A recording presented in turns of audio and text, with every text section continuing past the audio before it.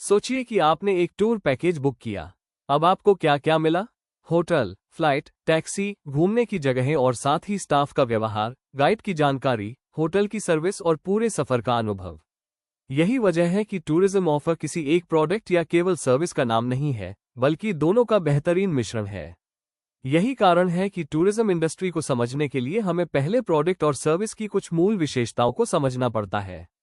इनमें 5 सबसे महत्वपूर्ण विशेषताएं हैं: टैंजिबिलिटी और इंटैंजिबिलिटी, पेरिशेबिलिटी और नॉन पेरिशेबिलिटी, होमोजेनिटी और हेट्रोजेनिटी, सेपरेबिलिटी और इनसेपरेबिलिटी, तथा ओनरशिप और नॉन ओनरशिप।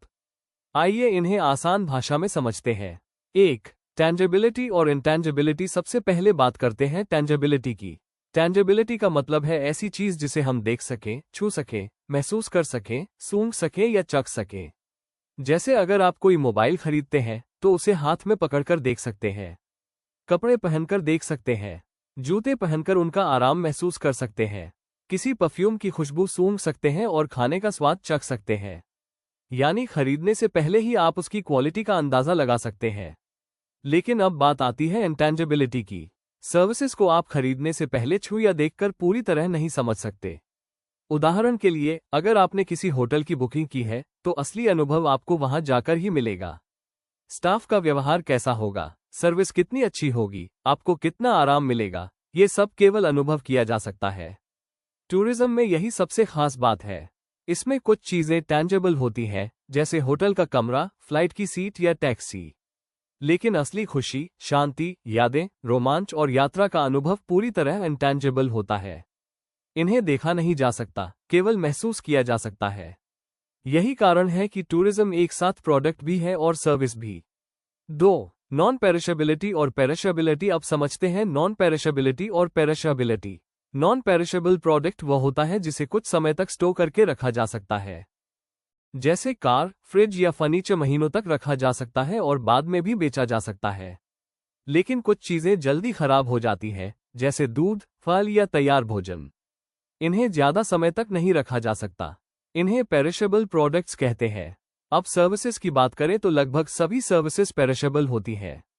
मान लीजिए किसी होटल में आज 100 कमरे हैं और उनमें से केवल 20 कमरे ही बुक हुए। बाकी 80 कमरे आज खाली रह गए। क्या होटल कल उन खाली कमरों को आज की कमाई के साथ बेच सकता है? बिल्कुल नहीं। इसी तरह अगर फ्लाइट में आज 50 सीटें खाली रह गईं, तो वे सीटें हमेशा के लिए चली गईं।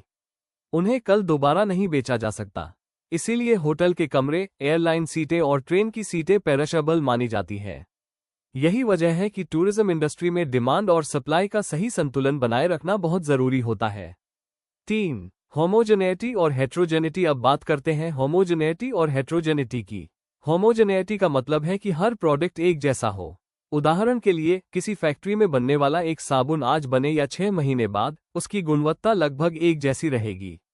लेकिन सर्विसेज में ऐसा नहीं होता, क्योंकि सर्विसेज इंसानों द्वारा दी जाती हैं और हर इंसान का व्यवहार अलग होता है। एक ही होटल में 2 अलग अलग कर्मचारी अलग स्तर की सर्विस दे सकते हैं। आज हाउसकीपिंग बहुत अच्छी सफाई करे और कल कोई दूसरा कर्मचारी थोड़ी कम सफाई करे। यानी होटल वही है, कमरा वही है, लेकिन एक्सपीरियंस बदल सकता है। टूरिज्म में मौसम भी एक्सपीरियंस बदल देता है। मान लीजिए आप समुद्र किनारे सनसेट देखने गए और पूरे दिन बादल छाए रहे, या जंगल सफारी पर गए लेकिन जानवर दिखाई ही नहीं दिए। इसलिए टूरिज्म एक्सपीरियंस हर बार एक जैसा नहीं होता। यही हेट्रोजेनिटी कहलाती है। 4. सेपरेबिलिटी और इनसेपरेबिलिटी। अब समझते हैं सेपरेबिलिटी और इनसेपरेबिलिटी। प्रोडक्ट्स पहले बनाए जाते हैं और बाद में बेचे जाते हैं। जैसे मोबाइल पहले फैक्ट्री में बनता है, फिर दुकान पर पहुंचता है और बाद में ग्राहक खरीदता है। यानी प्रोडक्शन और कंजम्पशन अलग अलग समय पर होते हैं। इसे सेपरेबिलिटी कहते हैं। लेकिन सर्विसेज में ऐसा नहीं होता। जब आप होटल में चेक इन करते हैं तभी आपको सर्विस मिलती है। जब आप रेस्टोरेंट में खाना ऑर्डर करते हैं तभी खाना तैयार होता है। जब आप टैक्सी बुक करते हैं तभी ड्राइवर आपको सर्विस देता है। यानी सर्विस का बनना और उसका उपयोग लगभग एक ही समय पर होता है। इसे इनसेपरेबिलिटी कहते हैं। इसी वजह से टूरिज्म इंडस्ट्री में स्टाफ, वाहन, होटल और सभी संसाधन पहले से तैयार रखने पड़ते हैं, चाहे ग्राहक आए या ना आए। अगर अचानक बारिश हो जाए, सड़क बंद हो जाए या ट्रेन कैंसिल हो जाए, तो डिमांड कम हो सकती है और सारे संसाधन खाली रह जाते हैं। यही टूरिज्म मैनेजमेंट की सबसे बड़ी चुनौतियों में से एक है। 5. ओनरशिप और नॉन ओनरशिप। अब आखिरी और बहुत महत्वपूर्ण विशेषता समझते हैं, ओनरशिप और नॉन ओनरशिप। जब आप कोई प्रोडक्ट खरीदते हैं तो वो आपकी संपत्ति बन जाता है। जैसे आपने कार खरीदी, अब वो आपकी है। लेकिन जब आप फ्लाइट टिकट खरीदते हैं तो क्या विमान आपका हो जाता है? बिल्कुल नहीं। आप केवल एक निश्चित समय के लिए यात्रा करने का अधिकार खरीदते हैं। इसी तरह होटल बुक करने पर होटल आपका नहीं हो जाता। आपको केवल कुछ घंटों या कुछ दिनों के लिए वहां रहने का अधिकार मिलता है। टूरिज्म में ग्राहक किसी चीज का मालिक नहीं बनता, बल्कि केवल उसका अनुभव खरीदता है। यही कारण है कि लोग लाखों रुपये खर्च करके विदेश घूमकर आते हैं, लेकिन उनके पास वापस क्या आता है?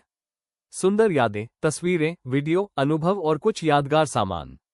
यानी टूरिज्म में सबसे कीमती चीज ओनरशिप नहीं, बल्कि एक्सपीरियंस होता है। अब अगर पूरे अध्याय को एक लाइन में समझें तो टूरिज्म इंडस्ट्री पूरी तरह प्रोडक्ट और सर्विस के बीच का एक अनोखा मिश्रण है। कहीं प्रोडक्ट का महत्व ज्यादा होता है, कहीं सर्विस का, लेकिन असली सफलता तभी मिलती है जब दोनों मिलकर ग्राहक को ऐसा अनुभव दें जिसे वो जीवन भर याद रखे। इसी प्रोडक्ट सर्विस मिक्स को समझकर टूरिज्म कंपनीज अपनी मार्केटिंग स्ट्रैटेजी तैयार करती हैं और तय करती हैं कि ग्राहक के सामने किस चीज को सबसे ज्यादा आकर्षक तरीके से प्रस्तुत किया जाए।